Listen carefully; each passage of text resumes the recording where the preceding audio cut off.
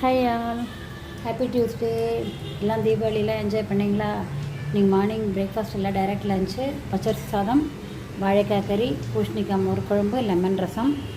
பூசணிக்காய் முறுக்குழம்பு சாதம் பருப்போட பூசணிக்காய் வேக வச்சுட்டு, இல்லை வேகிறது கஷ்டம், குழந்தையில் தண்ணி விட்டால் வேக வச்சுட்டு, அப்புறம் தயிரில் உப்பு மஞ்சள் பொடி போட்டு, அப்புறம் அரைச்சதையும் கொட்டிட்டு, அரைச்சது என்னென்னா கொத்தமல்லி வரையும் துவரம் பருப்பும் ஊற வச்சுருந்தேன். அதோட ஒரு பச்சை மிளகாய் போட்டு கொஞ்சம் ஈரமும் போட்டு தேங்காய் போட்டு அரைச்சி வச்சுருந்தேன்.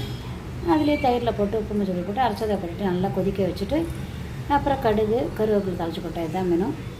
ரசத்துக்கு ஒரு கரண்டி துவரம் பருப்பை வேக வச்சு விட்டேன் சாதத்தோட. அதுக்கப்புறம் ஒரு தக்காளியில் உப்பு மஞ்சள் பொடி போட்டு தண்ணி விட்டு கொதிக்க வச்சுட்டு, வேக வச்ச துவரம் பருப்பை போட்டுட்டு நல்லா கொதித்த உடனே கருவேப்பிலை கொத்தமல்லி போட்டு பெருங்காயம் தூவிட்டேன். 6 நாள் லெமனம் பிழிஞ்சிட்டேன். கடுகு உளுத்தம் பருப்பு கடலைப்பருப்பு கருவேப்பிலை பெருங்காயம் போட்டு வாழைக்காய் போட்டு கொஞ்சம் தண்ணி தெளிச்சிட்டு வேக வச்சுட்டு, அது கொஞ்சம் பாதி அப்புறம் உப்பு காரப்பொடி பெருங்காயப்பொடி கருவேப்பிலை கொத்தமல்லாம் தூவிட்டு வேணுங்கிற எண்ணெயை விட்டு கலரிட்டேன். அவ்வளோதான். இந்த மெனு சிம்பிள் மெனு. பார்த்துட்டு கமெண்ட் பண்ணுங்கள், சப்ஸ்கிரைப் பண்ண பண்ணுங்கள். Thank you so much.